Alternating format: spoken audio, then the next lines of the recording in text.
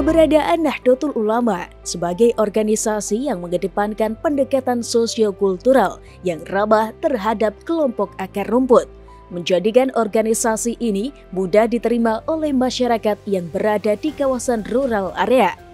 Hal itu menjadi sebuah realitas yang tak terbantahkan. Mayoritas dari mereka yang berprofesi sebagai seorang petani memilih Nahdlatul Ulama sebagai manhaj dan pegangan dalam setiap aktivitas keagamaan. Hal itu tak terkecuali dalam aktivitas keseharian. Begitulah setidaknya yang dirasakan oleh Pak Abdul Ghaffar, seorang petani paruh baya asal Kaliangkrik, Magelang, Jawa Tengah.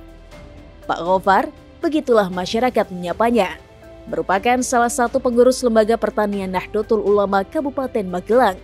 Ia dikenal sebagai sosok yang bersahaja dengan dedikasi tinggi dalam mengayomi dan membina para petani di wilayahnya.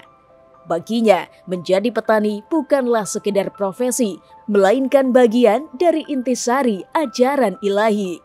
Saya Abdul Ghaffar, saya umur 56 tahun. Saya tinggal di Kaliangkrik, Desa Kaliangkrik, Kecamatan Kaliangkrik, Kabupaten Magelang. Saya mulai bertani sejak 2006 tepatnya. Asli orang sini, asli lereng Sumbing pada ketinggian 1500 mdpl. Saya mulai aktif di LPPNU PC Magelang itu sejak 2019. Sebelumnya saya menjabat ketua LPPNU MBC, itu setingkat kecamatan di Kaliangkrik juga. Dasar saya tertarik pada pertanian ini ada di Al-Quran yang intinya bahwa Kanjeng Nabi Muhammad itu diutus oleh Allah sebagai rahmat untuk seluruh alam. Nah, pemahaman kami, alam ini bukan hanya manusia, jadi tumbuh-tumbuhan bahkan sampai ke bakteri ini perlu dirahmati, demikian. Nah, selama ini kami melihat bahwa pertanian ini hanya untuk kebutuhan sesaat, pemikiran kebutuhan sesaat, bukan kebutuhan jangka yang sangat panjang. Seperti halnya kesuburan tanah, ini perlu dijaga. Kenapa? Karena tanah merupakan warisan bagi anak cucu, bukan hanya untuk kehidupan saat ini saja. Siapa sangka, di balik pribadi sederhananya, Pak Ghaffar adalah orang yang berhasil menemukan satu model pupuk organik yang dikenal dengan nama NUMEG. Sebuah pupuk organik yang memadukan ilmu pengetahuan dan penggalian atas pesan keagamaan yang diwariskan oleh Simbah Kiai Amin Hamid. Satu keunggulan dari pupuk itu ialah tidak hanya diproduksi dari bahan-bahan organik biasa, namun terdapat bahan lain yang bersumber dari hasil penghayatan atas petunjuk-petunjuk agama. Inspirasi itu muncul sebenarnya ini warisan para sesepuh kita dulu. Itu yang pertama dari beliau Al-Makburoh Simbah Kiai Amin Hamid, kemudian dijabarkan oleh Bapak Kiai Maslahuddin. Nah, pupuk ini istilahnya itibar dari kitab, itibar dari penggalian hadis, bahwa intinya kalau kita ingin baik, mengumpullah pada orang-orang baik. Nah, seperti juga pada tanaman, karena tanaman ini tidak bisa bergerak, ya kita dekatkan hal-hal baik yang lain. Seperti contoh begini, ada rumput yang tidak kena penyakit, pertumbuhannya baik. Nah, ini kita temankan dengan tanaman. Nah, karena tanaman ini tidak bisa menerima seperti kita makan, nah kita formulasikan dengan diaplikasikan menggunakan atau fermentasi sebagai dasar pembuatan pupuk ini. Penciptaan yang pertama, penciptaan Nabi Adam, raga dalam artinya itu berasal dari tanah. Nah, setelah kita telusuri lebih jauh, ternyata dari tanah 7 tempat. Gitu. Kemudian air juga dari 7 tempat, berasal dari 7 sumber maksud saya. Ya, ada air hujan, ada air laut, ada air embun, ada air yang dari buah-buahan seperti air kelapa gitu dan sebagainya. Kemudian dicampur dengan bahan-bahan yang lain, yang tadi seperti rumput yang bagus, seperti bahan lumut yang ada di genteng. Nah, lumut yang ada di genteng ini dalam kondisi kemarau panjang sekalipun dia hidup. Berarti kan Allah menciptakan lumut ini kan ada keistimewaan. Nah, keistimewaan yang ada di lumut kita masukkan di dalam pupuk ini. Gitu. Pupuk ini juga mengalami perkembangan. Perkembangan artinya, contoh dulu ada tanaman sawit, yaitu di luar Jawa sana, itu yang tergenang air laut, akhirnya terus pupuk ini tidak berefek. Bahkan pupuk kimia yang sebelumnya juga pun juga tidak berefek. Nah, ini kita kembangkan. Tumbuhan apa yang kena air laut tetap bisa tumbuh? Itu kan rumput laut. Nah, ini rumput laut kita masukkan di sini. Di antara keutamaan pupuk NUMEK ialah terdapat pada kualitas buah dan tanaman yang dihasilkan, di mana buah yang menggunakan pupuk tersebut menjadi lebih baik dari segi kualitasnya. Kalau pertumbuhan secara vegetatif itu memang agak berimbang. Cuma kalau hasilnya seperti ketebalan buah ini sangat signifikan. Ya. Tadinya yang buah itu kena lalat, ada lalat gitu, itu langsung bisa berefek. Kalau pakai ini, alhamdulillah agak bisa bertahan. Salah satu alasan mendasar Pak Gofar serta para petani NU di lereng Gunung Sumbing menciptakan pupuk NUMEK ialah pernah pada suatu ketika terdapat kondisi terpuruk di mana para petani mengalami krisis kesuburan tanah yang disebabkan oleh penggunaan pupuk kimia sintetis secara berlebihan. Atas kondisi tersebut, banyak warga yang mengadu nasib ke tempat lain dan beralih mata pencaharian yang semula petani menjadi pekerja di kawasan lereng Gunung Merapi. Salah satu kami tertarik untuk terjun di bidang pertanian dengan menggunakan pupuk yang ramah lingkungan itu di Butuh sini. Dulu setelah tahun era 2000 ini terjadi krisis. Sebelum tahun 2000 ini bawang di sini, ini komoditas bawang terbaik bahkan di Jawa Tengah insya Allah untuk bawang lokal mas. Nah, semenjak tahun 2000 ini petani sudah tidak bisa menanam bawang. Kenapa? Nah, kami bahkan para yai itu pada mengundang teknisi atau ahli dari IPB, kemudian didatangkan ke Butuh dan sekitarnya, kemudian diteliti, ternyata topsoil atau kesuburan tanah di sini sangat tipis, bahkan hampir habis.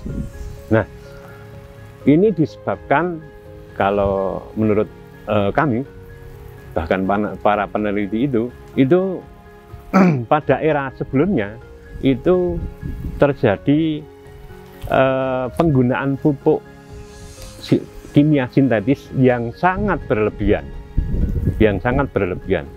sehingga kesuburan tanah sini sangat berkurang. Nah, dari situ kemudian para warga di sini yang notabene dulunya para petani ini imigrasi, istilahnya pindah mata pencaharian di Merapi sebagai penambang pasir. Nah, kondisi ini sangat memprihatinkan sekali. Nah, dari situ kami NU merasa terpanggil untuk hadir di situ dengan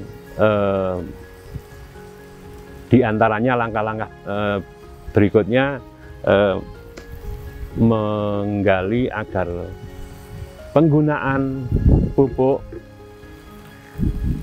kimia sintetis berangsur-angsur dikurangi. Demikian. Ya, jelas sangat berefek pada kehidupan sehari-hari dan ekonomi tentunya. Itu sangat berefek sekali.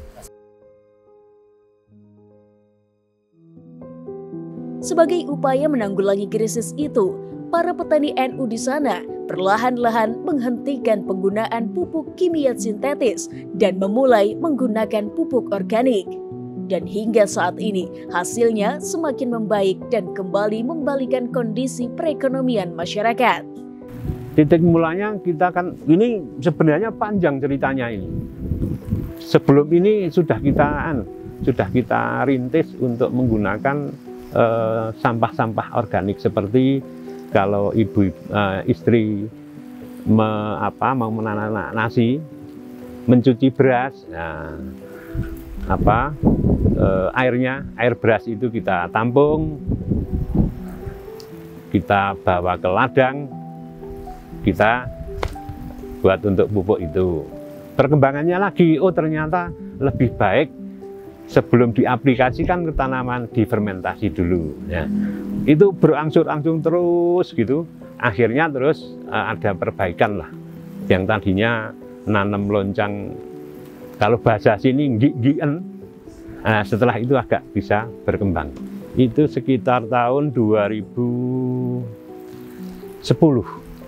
Iya. Ya. Sehingga saat ini tetap stabil. Ya. Saat ini agak mulai 2010 itu berangsur-angsur sampai sekarang jadi agak stabil. Pak Gofar mengakui bahwa apa yang dicapainya saat ini tak terlepas dari keberkahan atas pengabdiannya terhadap NU. Bahkan menurutnya, apa yang dilakukannya selama ini rasanya tidak akan berhasil tanpa adanya berkah raksasa dari Nahdlatul Ulama. Bahkan kalau saya mengatakan keberkahan itu 70%, yang teknis hanya 30%.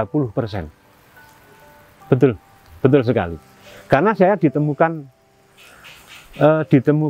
pada orang-orang yang memang concern. Saya tidak mencari. Kebetulan saya ditemukan oleh Allah, dipertemukan oleh orang-orang yang memang concern dan ahli di bidang pertanian. Ini kan saya memang berusaha, namun seolah-olah pada kenyataannya, bukan seolah-olah, pada kenyataannya beliau-beliau ini memandang saya respect. Perlu dibantu, perlu didorong, demikian. Bahkan sampai akhirnya saya dipertemukan dengan beliau Gus Din atau Gus Iyuddin. Keberkahan NU benar-benar saya rasakan itu. Dulu ketika saya belum ber-NU, bekerja ini untuk mencari penghasilan. Itu yang utama. Akhirnya ketika tidak dapat hasil, tidak semangat. Tapi ketika saya masuk di NU itu, yang saya rasakan dapat materi, tidak dapat materi, semangatnya justru malah semakin bertambah. Perhatian terhadap kaum yang lebih lemah justru malah semakin tambah. Tak hanya itu, dalam setiap saat pendampingannya terhadap masyarakat, Pak Gofar turut meyakinkan bahwa keberkahan NU tidak hanya berlaku bagi jamiah dan jamaah NU, melainkan bagi segenap alam semesta. Sehingga perlahan, apa yang menjadi keyakinan Pak Gofar juga diamini oleh para petani dan masyarakat luas. Awal-awal memang begini, jadi masyarakat masih menganggap bahwa kami di NU ini hanya ngopeni orang-orang NU. Mereka masih demikian itu. Dan itu tidak saya ucapkan bahwa NU tidak hanya ngopeni wong NU, tapi NU ngopeni semua orang, bahkan semua makhluk. Nah, dari situ tidak saya ucapkan, tapi tetap saya realisasikan pada langkah-langkah saya. Bagi yang tidak NU pun tetap saya bina. Akhirnya beliau-beliau tetap langsung bisa menerjemahkan dari tindakan saya. Akhirnya beliau-beliau yang notabene non-NU tetap ikut bersama kami. Memang itu ada, walaupun lambat, memang ada. Jadi dari yang mulai tadinya menggunakan pupuk yang berlebih, akhirnya terus dikurangi. Yang tadinya umpama gini, nanam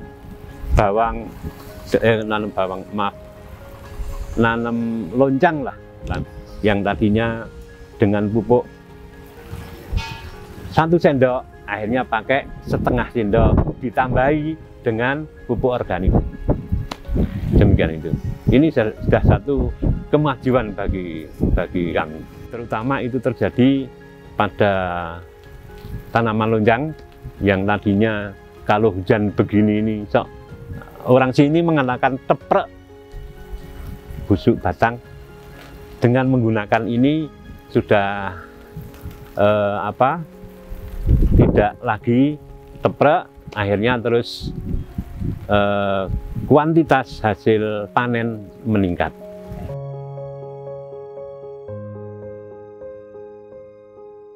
Girohnya dalam mendampingi masyarakat semakin meningkat tatkala ia dipertemukan dengan PBNU, seolah mendapatkan suntikan amunisi yang tak bisa digambarkan. Ia optimis bahwa para petani di sana bisa terus meningkatkan taraf kehidupannya. Pada awalnya saya tidak membayangkan, saya kok bisa ketemu dengan PBNU, sangat tidak ada dalam bayangan saya. Nah, dengan adanya perhatian dari PBNU, ini satu, ya ini keberkahan yang ada di NU ya semacam ini. Orang ngimpi baik dijawabi, gitu. Sehingga saya yakin dengan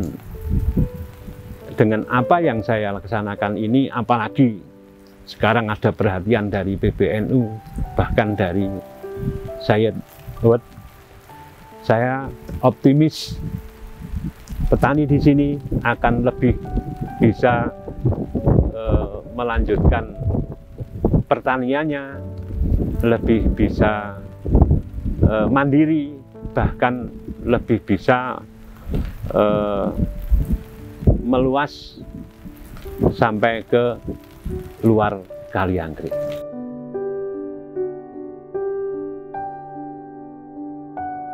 Dirinya berpesan kepada seluruh masyarakat agar tetap istiqomah dan menjaga keikhlasan dalam memberikan nilai manfaat kepada umat. Terlebih, sebagai orang NU, ia meyakini dawuh Mbah Hashim, barang siapa yang mau mengurus NU, maka dia akan diakui santri oleh Mbah Hashim. Tetaplah bertani dengan memperhatikan kelestarian alam sebagaimana pesan yang termaktub dalam visi besar PBNU di bawah kepemimpinan Gus Yahya, yaitu merawat jagat, membangun peradaban. Seperti kata Mbah Hashim, sopo gelem ngopeni NU bakal tak aku santriku, tak dongake husnul khotimah sak anak cucu nih. Nah, ini sudah terbukti bahwa ketika saya ngopeni wong liya, ngopeni petani yang lain dengan ikhlas tanpa pamrih, ternyata kehidupan saya juga teropeni kok. Kebanggaan yang ada di dalam saya selalu ada. Kebahagiaan yang ada di diri saya selalu ada. Maka pesan saya, teguhlah untuk berkarya, melayani umat. Tentu Allah akan melayani kita. Tepat seperti apa yang disampaikan oleh PBNU, merawat jagat, membangun peradaban. Jadi saya berpesan kepada siapapun dalam merawat jagat, yang dalam hal ini pertanian adalah menanam, dan menanam dengan cara-cara ramah lingkungan.